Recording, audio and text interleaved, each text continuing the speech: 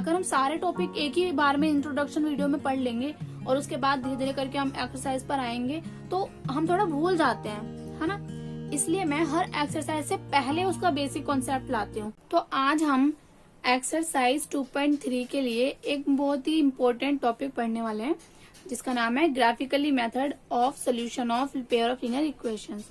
मतलब linear equation का अगर कोई पेयर है तो उसके सोल्यूशन निकालने का ग्राफिकली मेथड। ठीक है, तो जैसे कि आपको लीनियर इक्वेशन के सोल्यूशन का मतलब तो पता ही है, क्या मतलब होता है। लीनियर इक्वेशन के सोल्यूशन का मतलब क्या होता है, वो हर पॉइंट के कोऑर्डिनेट जो इस लाइन पर, इस लाइन जो ये लाइन लीनियर इक्वेशन है उसकी जब हम लाइन ड्रॉ करेंगे तो इस पर जितने भी पॉइंट्स बनेंगे उन सबके कोऑर्डिनेट, जैसे कि इक्वेशन हो गई x plus Y equals to 10, ये एक इक्वेशन है, ये इस इक्वेशन की लाइन है। तो अगर मैं पॉइंट ले लूं 7 3, देखो x प्लस वाई मिला के 10 हो गया। ये जो पॉइंट है ये इसके ऊपर स्थित होगा, सेटिस्फाई कर रहा है, इसका मतलब ये इसका एक सोल्यूशन है। मैंने ले लिया 8 2, दोनों मिला के 10 हो रहे हैं, सेटिस्फाई कर रहा है, तो ये भी इसका एक सोल्यूशन हो गया इस इक्वेशन का, इस लाइन की इक्वेशन का। ठीक है, तो लीनियर इक्वेशन का सोल्यूशन का मतलब तो आपको पता है कि वो पॉइंट जो उस लाइन पर स्थित होता है। अब solution of pair of linear equation का क्या मतलब होता है। मतलब अगर हमारे पास लीनियर इक्वेशन का पेयर है तो उसके सॉल्यूशन का क्या मतलब होता है। चलो मान लो आपके पास दो इक्वेशन है जिसकी आपने ग्राफ ड्रॉ किया, जैसे कि एक ये हो गई और एक ये हो गई। कितने पॉइंट पर इंटरसेक्ट करेगी, एक पॉइंट पर। यही पॉइंट होता है इसका सॉल्यूशन। मतलब इस पॉइंट के कोऑर्डिनेट, मान लो ये पॉइंट है 5 5, ठीक है, तो ये जो पॉइंट होता है जहां पर भी दो लाइनें एक दूसरे को इंटरसेक्ट करती है, ये होता है पेयर का सॉल्यूशन। ठीक है, तो अब देखो अभी हमने लास्ट क्लास में एक टॉपिक पढ़ा था लास्ट वीडियो में कि अगर हम किसी भी पेयर को ड्रॉ करते हैं तो हो सकता है वो इंटरसेक्ट करे भी, है ना, एक पॉइंट पर इंटरसेक्ट करे, या हो सकता है वो पैरेलल हो, इंटरसेक्ट करे ही ना, या हो सकता है वो लाइन एक दूसरे पर कोइंसाइड हो, मतलब एक दूसरे के ऊपर ही बन रही है। तो इन केस में अलग अलग टाइप के सॉल्यूशंस आते हैं। देखो इसमें एक सॉल्यूशन आएगा जहां पर इंटरसेक्ट कर रही है, इसमें तो इंटरसेक्ट ही नहीं कर रही तो सॉल्यूशन ही नहीं आएगा। और इसमें देखो ये सारे पॉइंट ऐसे हैं जो इन दोनों पर हैं, सारे पॉइंट, तो इसके बहुत सारे सॉल्यूशन। तो इस चीज का हम ग्राफिकली मेथड सीखेंगे। ठीक है, तो स्टार्ट करते हैं। सबसे पहले केस 1, हमें 3 केस पढ़ने, ज्यादा नहीं पढ़ने, डोंट वरी, 3 केस पढ़ने। सबसे पहला, इफ लाइन्स आर इंटरसेक्ट। ठीक है, अगर जो लाइन है वो कैसी हो, इंटरसेक्टिंग लाइन्स हो, मतलब एक दूसरे को इंटरसेक्ट करें। अब आप लोग बताओ, अगर ये दो लाइन है, ठीक है, एक दूसरे को इंटरसेक्ट कर रही है, एक पॉइंट पर ही करेंगी, तो आप मुझे बताओ इसके कितने सॉल्यूशन होंगे। एक ही होगा ना, एक पॉइंट पर इंटरसेक्ट कर रहा है तो एक सॉल्यूशन। इसका मतलब कहीं पर भी इंटरसेक्टिंग लाइन हो तो उनके पास कितने सॉल्यूशन होते हैं, एक सॉल्यूशन होता है। ठीक है, only exactly one solution. Exactly one solution होता है, जिसको हम यूनिक सॉल्यूशन भी बोल सकते हैं। ठीक है, यूनिक सॉल्यूशन। और एक चीज और, इस टाइप की लाइंस को हम कंसिस्टेंट बोलते हैं, कंसिस्टेंट लाइंस बोलते हैं। ठीक है, कंसिस्टेंट इक्वेशन या कंसिस्टेंट लाइंस। अब ये हमने सीख तो लिया कि जहां पर भी ऐसी लाइंस आएंगी, इंटरसेक्टिंग लाइंस, उनका एक सोल्यूशन होगा। ठीक है, लेकिन क्या आप सिर्फ इक्वेशन को देख के बता सकते हो कि ये लाइन कैसी होगी? बिल्कुल बता सकते हो, वही हमें सीखना है। तो मान लो आपके पास दो इक्वेशन है, a1x plus b1y plus c1 equals to 0, standard form है, और दूसरी इक्वेशन है ये। ठीक है, ये आपके पास दो इक्वेशन है। अब आपको करना क्या है, आपको कुछ कंपेयर करना है। पहले क्या कंपेयर करना है, a1 divided by a2 and b1 divided by b2। आपको इन दोनों को आपस में कंपेयर करना है। मान लो आपने कंपेयर किया और ये इक्वल नहीं आए, like A1 divided by A2 does not equals to B1 divided by B2, ये एक दूसरे को इक्वल नहीं करते, इक्वल नहीं है, तो इस टाइप की लाइंस होती हैं इंटरसेक्टिंग लाइंस। ठीक है, ये देखते ही आपको पता चल जाएगा कि ये इंटरसेक्टिंग लाइंस हैं, तो इसके सिर्फ एक सॉल्यूशन आएगा और ये कंसिस्टेंट होगी। ठीक है, अब फटाफट से इसका एक एग्जांपल सीखते हैं। ठीक है, तो मान लो हमारे पास एक छोटा सा एग्जांपल है, x minus 2y equals to 0, 3x plus 4y minus 20 equals to 0। मैंने सबको स्टैंडर्ड फॉर्म में लिखा है दोनों। अब इस इक्वेशन में हियर A1 हमारा क्या है, 1 है ना, और A2 हमारा क्या है, 3 है। B1 हमारा क्या है, -2, और B2 हमारा क्या है, 4। C1 क्या है, तीनों को लिख लो। C1 क्या है, C1 यहाँ पे है ही नहीं तो 0। C2 हमारा क्या है, -20। ठीक है, अब हम क्या करेंगे, अब हम कंपेयर करेंगे बाय कंपेयरिंग। हम किनको कंपेयर करेंगे, पहले A1 divided by A2 and B1 divided by B2 को। चलो हम यहाँ पे कंपेयर करते हैं। A1 हमारा 1, B1 हमारा 3, A1 upon A2, A1 upon 3। क्या ये इक्वल है B2 अपॉन B1 के?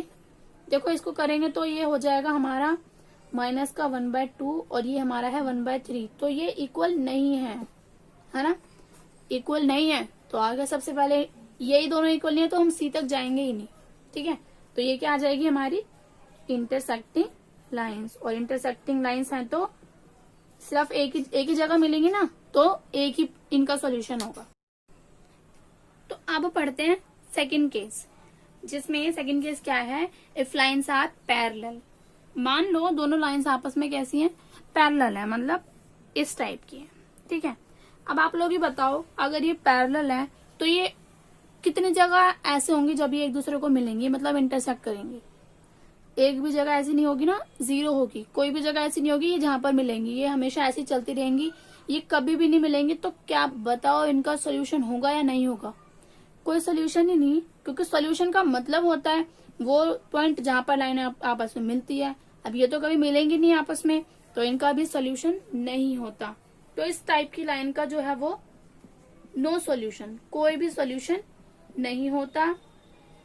ठीक है, और इस टाइप की लाइंस को हम बोलते हैं इनकंसिस्ट। ठीक है, इनकंसिस्टेंट। अब इक्वेशन को देख के कैसे पता लगाएं कि ये कौन सी लाइंस हैं? तो अब आपको करना क्या है, आपको कंपेयर करना है A1 divided by A2 and B1 divided by B2। फिर से इनको कंपेयर करना है। फिर इसके कंपैरिजन में क्या होगा, ये दोनों इक्वल आ जाएंगे। ठीक है, लेकिन उसके बाद जब आप इनको कंपेयर करोगे C1 डिवाइडेड बाय C2 से, तो ये इक्वल नहीं आएगा। ठीक है, A1 divided by A2 equal आएगा B1 डिवाइडेड बाय B2 के, but is not equal to C1 divided by C2 के। इसमें ये केस आएगा। अब इसका मैं फटाफट से एक एग्जांपल ले लेती हूँ। जैसे कि मान लो हमारे पास एक एग्जांपल है x plus 2y minus 4 equals to 0, 2x plus 4y minus 12 is equal to 0। ठीक है, तो अब हम इसमें देखते हैं हमारा A1 क्या है, A1 डिवाइडेड बाय A2 करना है। A1 divided by A2 equal to B1 divided by B2 equal to C1 divided by C2। अब देखो डिवाइड करो, ये तो इक्वल है। ठीक है, या फिर आप पहले लिख लो बाय कंपेयरिंग। आप किससे कंपेयर कर रहे हो, A1 divided by A2 and B1 divided by B2 and C1 divided by C2। हम तीनों को साथ में कंपेयर करेंगे, तो 1/2 equals to 2/4 is equal to 4/12। अब देखो 1/2 ये क्या हो जाएगा, ये भी कट के क्या हो जाएगा 2 1 जा 2, 2 2 जा 4, ये भी 1/2 हो गया।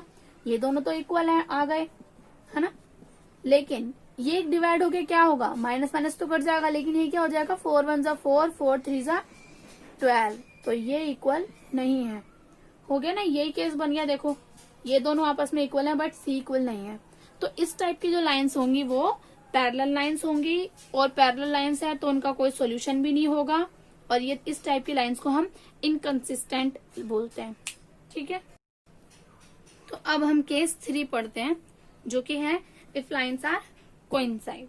अगर जो लाइंस है वो कोइंसाइड हुई, कोइंसाइड या कोइंसिडेंट बोल लो, मतलब एक के ऊपर ही, जैसे कि ये ए बी लाइन, इसी के ऊपर है सी डी लाइन। ठीक है, दोनों एक दूसरे के ऊपर है ना। तो अब बताओ जरा, जब दोनों एक दूसरे के ऊपर ही है, तो जो सी डी को भी मैं बढ़ाऊं और ए बी को भी बढ़ाते जाऊं, तो कितने पॉइंट होंगे जिस पर ये दोनों एक दूसरे को मिलेंगी?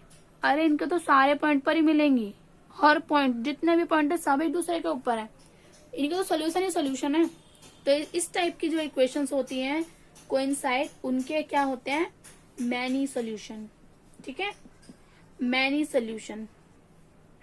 और इस टाइप की इक्वेशन को हम कंसिस्टेंट ही बोलते हैं। आप ऐसे याद करना, देखो इंटरसेक्टिंग लाइन का भी एक सोल्यूशन होता है और कोइंसाइड के मैनी सोल्यूशन होते हैं। ये दोनों कंसिस्टेंट होते हैं, और जो पैरेलल लाइन होती है जिसका कोई सोल्यूशन ही नहीं है, वो हमारा इनकंसिस्टेंट होता है। चलो अब हम देखते हैं कि इक्वेशन को देख के कैसे पता चलाएंगे। ठीक है, कैसे पता चलेगा हमें कि ये जो लाइन्स है ये कैसी है, ये कोइंसाइड है या कैसी है।